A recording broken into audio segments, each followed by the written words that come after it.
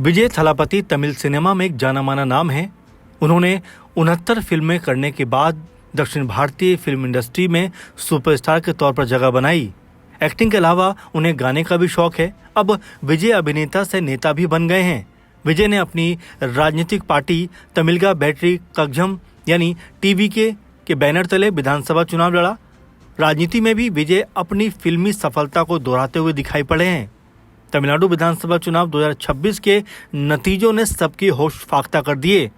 विजय की पार्टी को परिणामों में बम्पर जीत मिलती हुई नजर आ रही है। यहाँ ये जानना भी बेहद दिलचस्प है कि फरवरी 2024 में विजय ने अपनी राजनीतिक पार्टी टीवीके बनाई। इसके साथ ही फिल्मों से संन्यास लेने और पूरी तरीके से राजनीति करने का अब ऐलान भी किया। यानी फिल्मों के साथ साथ अब तमिलनाडु की राजनीति में भी विजय सबसे बड़े हीरो बनकर उभरे हैं। आइए अब विजय की जिंदगी से जुड़े तमाम तथ्यों पर गौर करते हैं। कैसे वो फिल्मों में आए और फिल्मों के बाद राजनीति के एक ऐसे नायक बनकर उभरे जिन्होंने सियासत के मैदान पर अनुभवी खिलाड़ियों को भी चारों खाने चित कर दिया। विजय का शुरुआती जीवन। जोसेफ विजय चंद्रशेखर, जिन्हें दुनिया थलपति विजय के नाम से जानती है, तमिल सिनेमा के सबसे चमकदार सितारों में से एक हैं। 22 जून 1974 को चेन्नई में जन्मे विजय न केवल एक अभिनेता, डांसर बल्कि पार्श्व गायक भी हैं और अब एक राजनीति नेता भी बन चुके हैं। उनके प्रशंसक उन्हें थलपति कहकर पुकारते हैं, जो उनकी स्क्रीन पर छाए हुए नेतृत्व और मास अपील को दर्शाता है। लगभग 69 से ज्यादा फिल्मों में काम करने वाले विजय तमिल सिनेमा के सबसे अधिक वेतन पाने वाले अभिनेताओं में भी शुमार किए जाते हैं। 2024 में जब उन्होंने अपनी राजनीतिक पार्टी टीवीके की स्थापना की, जिसने तमिलनाडु की राजनीति में नया तूफान ला दिया है। आपको बताया चले कि विजय का जन्म एक फिल्मी परिवार में हुआ। इनके पिता S.A. चंद्रशेखर एक प्रसिद्ध फिल्म निर्देशक और निर्माता हैं, जबकि मां शोभा चंद्रशेखर एक प्रतिष्ठित पार्श्व गायिका और कर्नाटकी संगीतकार हैं। परिवार ईसाई समुदाय से है। विजय की एक छोटी बहन विद्या चंद्रशेखर थी, जो मात्र 2 साल की उम्र में चल बसी। उनके सम्मान में विजय ने अपनी प्रोडक्शन कंपनी का नाम वीवी प्रोडक्शंस रखा था। बचपन से ही फिल्मी माहौल में बड़े होने के कारण विजय का रुझान अभिनय की तरफ चला गया। उन्होंने बालालोक मैट्रिकुलेशन हायर सेकेंडरी स्कूल से शिक्षा प्राप्त की। बाद में उन्होंने चेन्नई के लोयोला कॉलेज से विजुअल कम्युनिकेशन से डिग्री हासिल करने के लिए दाखिला लिया, लेकिन फिल्मों के प्रति जुनून के कारण पढ़ाई बीच में ही छोड़ दी। छोटी उम्र में किया डेब्यू। बाल कलाकार से लीड हीरो तक का सफर विजय ने मात्र 10 सालों की उम्र में अपने पिता की फिल्म वैतरी, जो 1984 में आई थी, बाल कलाकार के रूप में डेब्यू करके किया। 1980 के दशक में उन्होंने कई फिल्मों में छोटी भूमिकाएं निभाईं। 1992 में उनके पिता ने उन्हें मुख्य अभिनेता के तौर पर नलाया तिरुपु में लॉन्च किया। हालांकि फिल्म बॉक्स ऑफिस पर असफल रही, लेकिन विजय की संभावनाएं नजर आईं। 1990 के दशक के मध्य में उनकी किस्मत पलटी। रसीगन 1994, देवा 1995 और खासकर पूबे अनकांग 1996 जैसी फिल्मों ने उन्हें रोमांटिक हीरो के रूप में स्थापित कर दिया। कथालुकु मरियादाई 1997 में उनके प्रदर्शन ने उन्हें युवा पीढ़ियों के दिलों में बसा दिया। इस फिल्म में उनके नृत्य और गायकी ने भी दर्शकों को खूब आकर्षित किया। 2000 का दशक में उन्होंने एक अलग तरह की अपनी छवि बनाई और इसमें उन्होंने एक्शन और एक तरीके से मास एंटरटेनर की छवि बनाकर लोगों के दिलों पर राज किया। गिल्ली 2004 उनकी सबसे बड़ी हिट साबित हुई, जो क्रिकेट थीम पर आधारित थी और पूरे भारत में चर्चित रही। पोकिरी 2007 में उन्हें पैन इंडिया स्टार बना दिया। फिल्म में उनका पोकिरी स्टाइल और डायलॉग्स आज भी याद किए जाते हैं। थिरुपाची, थिरुमलाई, खुशी, लव टुडे, थुलाथा, मड़मुम, थुलुमु जैसी फिल्मों ने उनकी लोकप्रियता को नई ऊंचाइयों पर पहुंचाया। विजय ने न सिर्फ एक्शन करते हुए बल्कि कॉमेडी, रोमांस और इमोशनल सीन में भी बेहतरीन काम किया। उन्होंने कई फिल्मों में खुद गाने भी गाए, जैसे इलई थलपति की छवि को मजबूत करते हुए उनको दर्शकों ने खूब पसंद किया।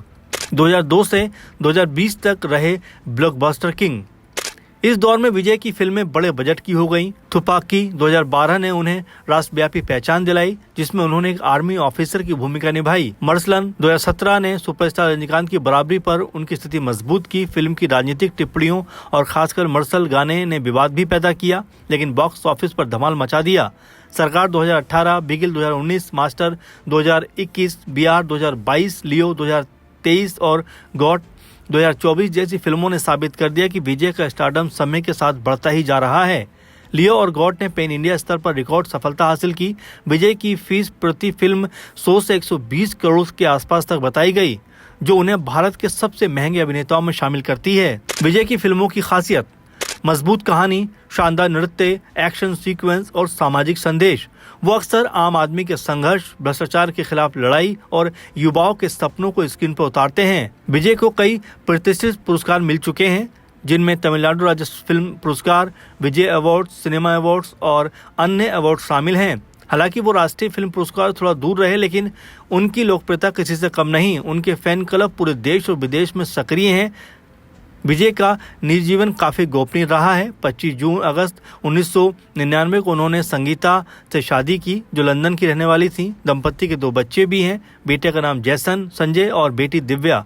वैसे विजय की निजी जिंदगी उस वक्त चर्चाओं में आ गई जब उनकी पत्नी संगीता के साथ उनके अलगाव की खबरें उड़ी। लंबे समय से दोनों को सार्वजनिक रूप से एक साथ देखा भी नहीं गया है। कई रिपोर्ट्स यहाँ तक कहती हैं कि उनके बीच तलाक की कानूनी प्रक्रिया लगभग अंतिम पड़ाव पर है। यहाँ ये बताया चले कि विजय अपने परिवार से बहुत लगाव रखते हैं और अक्सर कहते हुए नजर आते थे कि उनका परिवार ही उनकी सबसे बड़ी ताकत है। लेकिन जिस तरह से संगीता के साथ उनके अलगाव की खबरें आ रही हैं, ये बाकी उनके फैंस के लिए बहुत बड़ा झटका कहीं ना कहीं देखने को मिल रहा है। मदद को हमेशा तैयार रहते हैं विजय। विजय सिर्फ अभिनेता नहीं, बल्कि परोपकारी भी बहुत हैं। उन्होंने कई आपदाओं में मदद की, जैसे चेन्नई बाढ़, कोविड-19 महामारी। इसके अलावा शिक्षा, स्वास्थ्य और गरीबी उन्मूलन जैसे मुद्दों पर वो हमेशा सक्रिय रहते हैं। उनके फैन क्लब भी सामाजिक कार्यों में बढ़ चढ़ के हिस्सा लेते हैं। विजय का राजनीति में प्रवेश: टीवीके की स्थापना 2024 में विजय ने सिनेमा से संन्यास लेने और पूर्णकालिक राजनीति में आने का ऐलान किया। 2 फरवरी 2024 को उन्होंने तमिलगा वेत्री कड़गम पार्टी की स्थापना की। पार्टी का उद्देश्य 2026 में तमिलनाडु विधानसभा चुनाव में जीत हासिल करना था। विजय ने कहा कि वो किसी भी गठबंधन में नहीं जाएंगे और स्वतंत्र रूप से चुनाव लड़ेंगे। आखिरकार विजय का ये फैसला बहुत बेहतर रहा, क्योंकि पहली ही लड़ाई में विजय ने सत्ता हासिल कर ली है। यहाँ ये भी बताते चलें कि विजय की पार्टी का फोकस समानता, एकता, युवा शक्तिकरण, भ्रष्टाचार मुक्त शासन और तमिल हितों की रक्षा पर है। विजय ने डीएमके को वंशवादी और स्वार्थी परिवार बताया था और भ्रष्टाचार के तमाम आरोप भी लगाए थे। उनका पहला बड़ा रैली विक्रमवांडी में हुआ, जहां लाखों प्रशंसक जुटे थे। विजय की राजनीतिक यात्रा उनके पिता के वामपंथी झुकाव और फिल्मों में दिखाए गए सामाजिक संदेशों से प्रेरित मानी जाती है। टीवीके को युवा वोटरों, दलित और तमाम युवाओं का अच्छा खासा सपोर्ट इन चुनावों में मिला है। विजय की अंतिम फिल्म जन नायगन। फिलहाल विजय की यात्रा एक सामान्य बाल कलाकार से लेकर सुपरस्टार और अब राजनीतिक नेता की है। उनकी सफलता का राज मेहनत, अनुशासन, फैंस के साथ भावनात्मक जुड़ाव और समय के साथ बदलाव लाने की क्षमता में है। वो तमिल सिनेमा के इलई थलपति से थलपति बने, अब जन नायगन बनने की राह पर हैं। उनके नृत्य, गाने, एक्शन और डायलॉग्स पीढ़ियों को प्रभावित करते हुए दिखाई पड़ते हैं। फैंस के लिए वो सिर्फ हीरो नहीं, बल्कि प्रेरणा स्रोत हैं। राजनीति में उनका प्रवेश तमिलनाडु की राजनीति को नया आयाम दे सकता है। खासकर युवा वोटरों को मुख्य धारा में लाकर विजय ने साबित किया कि सपनों को पूरा करने के लिए मेहनत और सच्चाई काफ़ी है। चाहे स्क्रीन पर हो या राजनीति के मैदान में, थलपति हमेशा विजय ही रहेंगे।